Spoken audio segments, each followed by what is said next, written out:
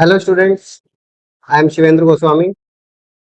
आज के इस लेक्चर में हम लिमिट ऑफ अ सीक्वेंस के बारे में पढ़ेंगे।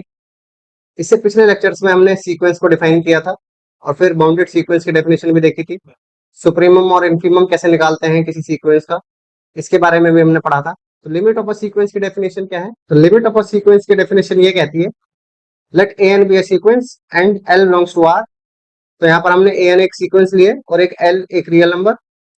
अब इस रियल नंबर एल को हम लिमिट कहेंगे इस सीक्वेंस ए एन की, if for every epsilon greater than 0 there exist positive integer m such that modulus of an minus l is less than epsilon for all n greater than or equal. If l is the limit of sequence an, then we write an tends to l as n tends to infinity, या फिर हम ऐसे लिख सकते हैं कि limit n tends to infinity an जो है वो l आएगी, and we say that sequence n converges to l, और सीक्वेंस एन को हम कहेंगे कि वो एल नंबर पर कन्वर्ज करती है। इस डेफिनेशन को समझेंगे। हमें एन एक सीक्वेंस दी है, एल एक रियल नंबर दिया हुआ है। अब डेफिनेशन ये बोलती है, for every epsilon greater than 0 there exist a positive integer m such that modulus of n minus l is less than epsilon for all n greater than और equal to m।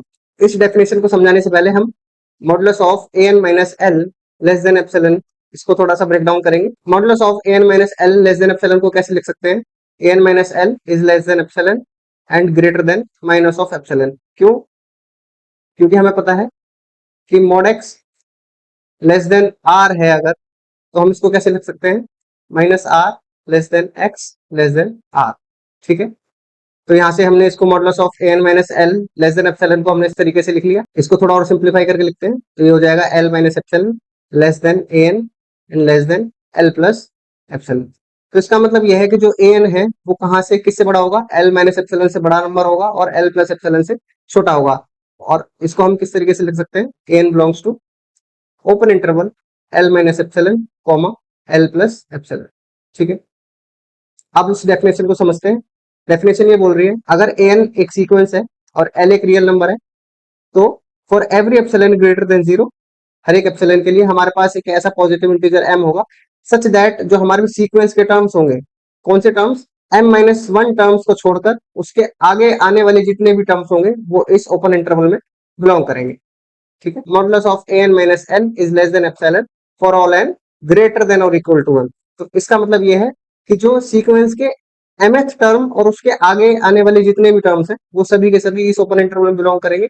तभी हम बोलेंगे कि L जो है वो इस sequence की लिमिट है। इसको मैं थोड़ा आपको ग्राफिकली भी समझा के दिखाता हूँ। जैसे कि मान लेते हैं ये एक रियल लाइन है, इस L को हम लिमिट जब बोलेंगे, जब इस L के अराउंड हम एक एप्सिलॉन लेंथ का एक इंटरवल बनाए, L माइनस एप्सिलॉन और L प्लस एप्सिलॉन, इस एप्सिलॉन लेंथ के इंटरवल के अंदर जो सीक्वेंस के m-1 टर्म्स को छोड़कर बाकी के सारे टर्म्स इस इंटरवल के अंदर हो, यानी कि यहाँ पर हो, और जो m-1 टर्म्स जो बचे हैं वो कहां पर हो? वो इस इंटरवल से बाहर हो सकते हैं, यहाँ हो या इधर हो, कहीं पर भी वो हो सकते हैं। बट इस इंटरवल के अंदर m-1 टर्म्स के बाद जितने भी टर्म्स आए वो सभी के सभी इस इंटरवल के अंदर होने चाहिए। अगर ऐसा है तो ही हम बोलेंगे कि हमारा जो सीक्वेंस की लिमिट है वो L है। अच्छा, इसको एक तरीके से और देखें कि जो कोई भी सीक्वेंस है हमारे पास एन, तो उसके अंदर हमें पता है कि इनफाइनाइट एलिमेंट्स होते हैं, और किसी नंबर एल को हम इस किसी भी सीक्वेंस की लिमिट जब बोलेंगे, जब फाइनाइट एलिमेंट्स को छोड़कर बाकी के जितने भी टर्म्स हो वो एल के अराउंड बनाए गए इंटरवल के अंदर प्रेजेंट हो। ये इंटरवल छोटे से छोटा भी हो सकता है। तो कुल मिलाकर आपको इस तरह से सोचना है कि एल रियल नंबर किसी सीक्वेंस की लिमिट तब बनेगा जब उसके अराउंड इंटरवल बनाने पर फाइनाइट टर्म्स को छोड़कर जितने भी टर्म्स हो, फाइनाइट टर्म्स को छोड़ेंगे तो ऑब्वियसली इनफाइनाइट टर्म्स ही बचेंगे, क्योंकि किसी भी सीक्वेंस में इनफाइनाइट टर्म्स होते हैं और उसमें से हम अगर फाइनाइट टर्म्स को छोड़ देंगे तो तब भी उसमें इनफाइनाइट टर्म्स ही बचेंगे। तो एल जो है वो सीक्वेंस की लिमिट तब बनेगा जब उसके अराउंड कितनी भी छोटी लेंथ का हम इंटरवल बनाए, उस इंटरवल में इनफाइनाइट एलिमेंट्स हो और उस इंटरवल के बाहर कितने एलिमेंट्स बचे? सिर्फ फाइनाइट। एक एग्जांपल से समझने की कोशिश करेंगे। Sequence A n is equal to -1 raise to the power n। इस सीक्वेंस के टर्म्स को हम निकाल लेते हैं। तो -1 की पावर 1 करेंगे, सबसे पहले -1 आएगा, फिर 1 आ जाएगा, फिर दोबारा -1, फिर 1 एंड सो ऑन। तो हमने एक सीक्वेंस ली -1 raise to the power n। अब हमें बताना है कि कोई रियल नंबर l इसकी लिमिट होगा या नहीं होगा। इसको रियल लाइन पर देखते हैं। तो मान लेते हैं 1 यहाँ पर है, -1 यहाँ पर है। आप सबसे पहले एक बॉल इमेजिन कर लीजिए। ठीक है, बाउंसिंग बॉल, अब ये टप्पा खाएगी, बाउंस करेगी ऑब्वियसली। जो सीक्वेंस के टर्म्स हैं, जैसे ये फर्स्ट टर्म है, ये सेकंड टर्म है, ये थर्ड टर्म है, तो जो बॉल है वो सिर्फ और सिर्फ सीक्वेंस के टर्म्स पर बाउंस कर रही है, उसके सीक्वेंस के जो टर्म्स है उस पर टप्पा खा रही है। तो सबसे पहला जो टर्म है वो कहाँ है, वो कौन है, वो है -1, तो बॉल अभी फिलहाल यहाँ पर होगी। ठीक है, दूसरा दूसरा टर्म कौन है सीक्वेंस का, वो है 1, तो ये बॉल यहाँ से उठेगी और कहाँ पर टप्पा खाएगी, 1 पर। ठीक है, थर्ड टर्म क्या है, थर्ड टर्म फिर से -1 है, तो यहाँ से फिर से बॉल आएगी और फिर से -1 पर टप्पा खाएगी, फिर दोबारा 1 पर। और ये प्रोसेस इसी तरह से चलता रहेगा, क्यों, क्योंकि सीक्वेंस के अंदर कितने टर्म्स है, इनफाइनाइट टर्म्स है। -1 आएगा, फिर 1 आएगा, फिर -1 आएगा, फिर 1 आएगा, और ये प्रोसेस इसी तरह से चलता रहेगा। तो ये जो बॉल है ये इनफाइनाइटली टाइम्स आप देख रहे हो कि जो 1 है वो कितनी बार आएगा इस सीक्वेंस में, इनफाइनाइट टाइम्स आएगा। और जो -1 है वो भी कितनी बार आएगा, वो भी इनफाइनाइट टाइम्स आएगा। तो अगर हमें देखना है कि जो 1 है, कि 1 इस सीक्वेंस की लिमिट है या नहीं, तो हमें क्या करना है, इस 1 के अराउंड एक इंटरवल बनाना है। ठीक है, छोटे से छोटा इंटरवल बनाया, और इस 1 के अराउंड इंटरवल बनाने के बाद हमें ये चेक करना है कि इस सीक्वेंस के फाइनाइट टर्म्स को छोड़कर इनफाइनाइट टर्म्स हो वो किस में आए, इंटरवल के अंदर आए, और बाहर कितने टर्म्स रह जाए, सिर्फ फाइनाइट। तो हम देख रहे हैं कि इस 1 पर इस सीक्वेंस के कितने टर्म्स आए, इनफाइनाइट टर्म्स आए, और बाहर कितने रह गए, बाहर भी इनफाइनाइट रह गए। क्यों, क्योंकि -1 पर भी, -1 भी कितनी बार रिपीट हो रहा है, इनफाइनाइट टाइम्स रिपीट हो रहा है। या तो ऐसे कहें कि -1 पर भी इस बॉल ने कितने बाउंस किए, इनफाइनाइट बाउंस किए। तो इसका मतलब यहाँ पर भी सीक्वेंस के कितने टर्म्स है, इनफाइनाइट टर्म्स है। But limit of a sequence की डेफिनेशन ये बोलती है कि अगर आपने 1 को लिमिट बोलना है, उसके अराउंड कितना भी छोटा इंटरवल आप बनाएं, उस इंटरवल के अंदर इनफाइनाइट टर्म्स होंगे और फाइनाइट टर्म्स बाहर होंगे। पर यहाँ पर ऐसा नहीं है, इस इंटरवल के अंदर भी इनफाइनाइट टर्म्स है और इस इंटरवल के बाहर भी इनफाइनाइट टर्म्स है। अच्छा, सिमिलरली अगर हम चेक करें कि -1 इसकी लिमिट होगा या नहीं, तो -1 के अराउंड भी यही केस बनेगा। -1 के अराउंड जो हमने इंटरवल बनाया, इसके अंदर भी इनफाइनाइट टर्म्स है, बट बाहर या क्या कंडीशन चाहिए थी हमें कि बाहर फाइनाइट होते, बट ऐसा नहीं है, बाहर भी इनफाइनाइट है। तो इसका मतलब ना तो -1 ना ही 1 इसकी लिमिट बनेगी। अच्छा, कोई बच्चा ये कह सकता है कि सर क्या हम किसी और नंबर को चेक कर सकते हैं कि वो इसकी लिमिट बनेगा या नहीं बनेगा। ऑब्वियसली चेक कर सकते हैं। मान लेते हैं मैं यहाँ पर 0 को चेक करूँ कि 0 इस सीक्वेंस की लिमिट बनेगा या नहीं बनेगा। तो देखते हैं, तो मैंने 0 को अराउंड इंटरवल बनाया, ये बना दिया मैंने इंटरवल। तो क्या इस इंटरवल के अंदर इस सीक्वेंस के इनफाइनाइट टर्म्स आए, इनफाइनाइट का इसके अंदर तो एक भी टर्म नहीं आया। तो लिमिट ऑफ अ सीक्वेंस के डेफिनेशन के हिसाब से 0 इसकी लिमिट नहीं बनेगा। तो विच इंप्लाइज, तो हम यहाँ से कह सकते हैं जब इस सीक्वेंस की कोई लिमिट नहीं बनेगी तो इसका मतलब सीक्वेंस क्या है, सीक्वेंस इज नॉट कन्वर्जेंट। एक और सीक्वेंस लेते हैं, सीक्वेंस एन, कुछ इस तरीके से डिफाइन करते हैं, 0 1 2 और फिर 2 ही रिपीट हो रहा है बार बार। ठीक है, तो इस तरह की मैंने सीक्वेंस डिफाइन की। तो यहाँ से देखते हैं कि ये सीक्वेंस कन्वर्जेंट है या नहीं। फिर से वही करेंगे, एक बॉल इमेजिन करेंगे और जो सीक्वेंस का फर्स्ट टर्म है उस बॉल को फर्स्ट टर्म पे बाउंस कराएंगे, फिर सेकंड टर्म पे बाउंस कराएंगे, फिर थर्ड टर्म पे कराएंगे, फिर फोर्थ टर्म पे कराएंगे, और इसी तरीके से ये प्रोसेस चलता रहेगा। तो फर्स्ट टाइम कहाँ पर है, 0 पर है। अब चेक करते हैं कि 0 इसकी लिमिट बनेगा या नहीं बनेगा। तो 0 के अराउंड हमें एक इंटरवल बनाना है। ठीक है, अब इस इंटरवल के अंदर कितने एलिमेंट्स होने चाहिए थे, इनफाइनाइट एलिमेंट्स होने चाहिए थे, जो कि है ही नहीं। तो ये 0 जो है वो इसकी लिमिट नहीं बनेगा। सिमिलरली हम 1 को चेक करेंगे, 1 के अराउंड हमने एक इंटरवल बनाया, इस इंटरवल के अंदर इस सीक्वेंस के इनफाइनाइट एलिमेंट्स नहीं है। अच्छा, कोई बच्चा मेरे से यहाँ पर ये पूछ सकता है कि सर अगर हम बड़ा इंटरवल बना दे, हमने इतना बड़ा इंटरवल बना दिया मान लेते हैं, और इस 2 पर बॉल ने इनफाइनाइट टाइम्स बाउंस किया है, तो इस इंटरवल के अंदर तो सीक्वेंस के इनफाइनाइट टर्म्स आ गए और बाहर फाइनाइट रह गए, तो बिल्कुल सही बात है। बट डेफिनेशन में हमें ये गिवन है कि for each epsilon greater than 0 there exist a positive integer m।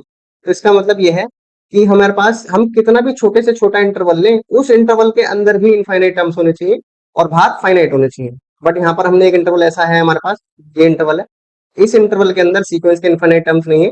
तो इसका मतलब हमारे पास एक ऐसा इंटरवल है जिसके अंदर सीक्वेंस के इनफाइनाइट टर्म्स नहीं है, तो हम कहेंगे कि 1 भी इसका लिमिट नहीं बनेगा। अब 2 को चेक करेंगे, तो 2 के अराउंड हमने एक छोटे से छोटा इंटरवल बनाया, इस इंटरवल के अंदर कितने टर्म्स आएंगे सीक्वेंस के, इनफाइनाइट टर्म्स आएंगे, क्योंकि 2 रिपीट कर रहा है बार बार। और इस इंटरवल के बाहर कितने टर्म्स रह जाएंगे, सिर्फ 2 टर्म्स रह जाएंगे, एक 0 और एक 1, तो वो फाइनाइट होंगे। तो इसका मतलब जो 2 है वो इसकी लिमिट बनेगा। 2 is the limit of sequence A. तो हमने यहाँ से देखा, एक एग्जांपल हमने देखा कि सीक्वेंस कन्वर्जेंट नहीं है, और एक एग्जांपल देखा कि सीक्वेंस कन्वर्जेंट है। आई होप इन दोनों एग्जांपल से आपको ये समझ में आया होगा कि कोई नंबर किसी सीक्वेंस की लिमिट कब बनेगा और कब नहीं बनेगा। तो अभी तक हमने लिमिट ऑफ अ सीक्वेंस की डेफिनेशन देखी और उसके कुछ एग्जांपल देखे। अब ये बहुत इंपॉर्टेंट है कि हम देखें कि कोई नंबर किसी सीक्वेंस की लिमिट कब नहीं बनेगा। तो हम इसके बाद ये डेफिनेशन देंगे कि कोई नंबर एल किसी सीक्वेंस की लिमिट कब नहीं होगा। L is not a limit point of a sequence A n. इसकी डेफिनेशन देखेंगे। Let A N be a sequence and L belongs to r. The real number l is not a limit of the sequence A n if there exist an epsilon greater than 0 such that for all m belongs to n there exists t greater than m such that modulus of at minus l is not less than epsilon। तो हम किसी number l को इस sequence an की limit नहीं बोलेंगे अगर हमारे पास एक एप्सिलॉन हमें ऐसा मिले ग्रेटर देन 0 सच दैट उस एप्सिलॉन के लिए हमारे पास हम कुछ भी नेचुरल नंबर लें, m कुछ भी लें, तो उसके लिए एक ऐसा नेचुरल नंबर हमें t मिले सच दैट कि वो उसका मॉडुलस at माइनस l का मॉडुलस एप्सिलॉन से छोटा ना आए। अब इसको रियल लाइन पर समझने की कोशिश करेंगे। अगर L सीक्वेंस an की लिमिट नहीं होगा तो इसका मतलब ये है L के अराउंड हमें ऐसा एप्सिलॉन लेंथ का एक इंटरवल मिलेगा जिसमें हम m की कोई भी वैल्यू ले लें, यानी कि जो हमें फाइनाइट टर्म्स बाहर छोड़ने हैं इंटरवल के, हम वो m कुछ भी डिसाइड कर लें, कितने भी बड़ा से बड़ा नंबर ले लें। उस बड़े नंबर के बाद भी सीक्वेंस का कोई ना कोई एक ऐसा टर्म होगा जो कि मतलब am के बाद जो टर्म आएगा, यानी कि at टर्म जो होगा उसका मॉडुलस L के साथ वो एप्सिलॉन से छोटा नहीं होगा, मतलब वो इस इंटरवल से बाहर आ जाएगा कहीं, जैसे कि मान लेते हैं यहाँ पर आ जाएगा। ठीक है, आई होप आपको समझ में आ गया होगा। अगर किसी सीक्वेंस an का कोई भी रियल नंबर लिमिट नहीं बनता है तो इसको बोलते हैं हम कि an sequence is not convergent. मतलब कोई भी रियल नंबर इस सीक्वेंस an का लिमिट नहीं बन रहा है तो इसका मतलब सीक्वेंस an जो है वो कन्वर्जेंट नहीं है, which implies limit n tends to infinity an does not exist. अगर लिमिट एग्जिस्ट करेगी तो कन्वर्जेंट बोलेंगे, अगर लिमिट एग्जिस्ट नहीं कर रही है तो हम बोलेंगे कि वो सीक्वेंस कन्वर्जेंट नहीं है। इसका एक एग्जांपल देखेंगे जहां पर L जो है वो लिमिट नहीं बनेगा। Sequence an is equal to 1 upon n। ठीक है, हमने ये सीक्वेंस ले ली। इस सीक्वेंस को थोड़ा एलेबोरेट करते हैं, क्या आएगा 1, 1/2, 1/3 एंड सो ऑन। इस तरह के एलिमेंट्स होंगे इस सीक्वेंस में जिसमें फर्स्ट टर्म 1 है, second term 1/2, third term 1/3, nth term क्या हो जाएगा 1/n। तो हमें बताना है कि कौन से पॉइंट्स है जो लिमिट नहीं बनेंगे। तो इस सीक्वेंस का जो सबसे पहला टर्म है वो है 1, फिर उसके बाद है 1/2, फिर है 1/3, फिर है 1/4, फिर 1/5, 1/6, 1/7 एंड सो ऑन। क्या कभी भी ये 0 को अटेन करेगा? कभी नहीं करेगा, बल्कि ये 0 के पास ही 0 को अप्रोच करता रहेगा, बल्कि कभी भी 0 नहीं होगा, क्योंकि 1/n, जहां पर 1 भी पॉजिटिव है और n भी पॉजिटिव है, दोनों पॉजिटिव अपॉन पॉजिटिव हमेशा पॉजिटिव नंबर रहेगा। पॉजिटिव का मतलब 0 से बड़ा रहेगा, कभी भी 0 को अटेन नहीं करेगा। ठीक है, तो अब चेक करते हैं क्या 1 इस सीक्वेंस का लिमिट बनेगा या नहीं बनेगा। ठीक है, तो हमें क्या करना है, इस अगर हमें बताना है कि 1 जो है इस सीक्वेंस की लिमिट नहीं है तो इसका मतलब हमें एक ऐसा इंटरवल बनाना है 1 के अराउंड जिस इंटरवल में, जिसमें हमें ये देखना है कि हम m की कुछ भी वैल्यू ले लें तो mth टर्म के आगे आने वाले टर्म्स में कम से कम एक टर्म ऐसा होगा जो इस इंटरवल के बाहर होगा। एप्सिलॉन कुछ भी एक पॉजिटिव नंबर है, तो मैं 0.25 लेंथ का इंटरवल ले लेता हूँ, तो यहाँ पर हो जाएगा 0.75 और ये हो जाएगा 1.25। तो इस इंटरवल के अंदर इस सीक्वेंस का सिर्फ एक टर्म है जो कि 1 है। तो अगर मैं m की वैल्यू को भी 1 ले लेता हूं तो यानी कि 1 टर्म को छोड़कर जो आगे आने वाले टर्म है वो सभी इस इंटरवल में होने चाहिए थे, बट ऐसा नहीं है।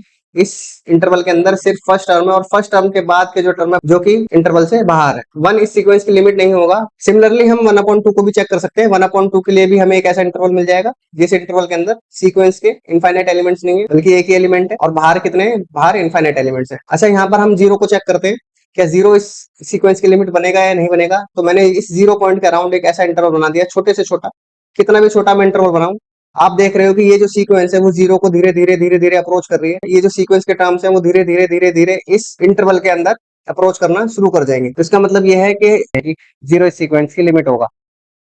तो इस लेक्चर में सबसे पहले हमने सीक्वेंस की लिमिट को डिफाइन किया, फिर हमने कुछ एग्जांपल करे, फिर लास्ट में हमने लिमिट ऑफ अ सीक्वेंस की डेफिनेशन का नेगेशन किया, जिसमें हमने बताया कि L जो है वो सीक्वेंस an की लिमिट कब नहीं बनेगा। हमने उसकी डेफिनेशन दी और उसका एक एग्जांपल देखा। अब नेक्स्ट लेक्चर में हम by the definition of limit of a sequence हम कुछ क्वेश्चंस को सॉल्व करेंगे। Thank you for watching.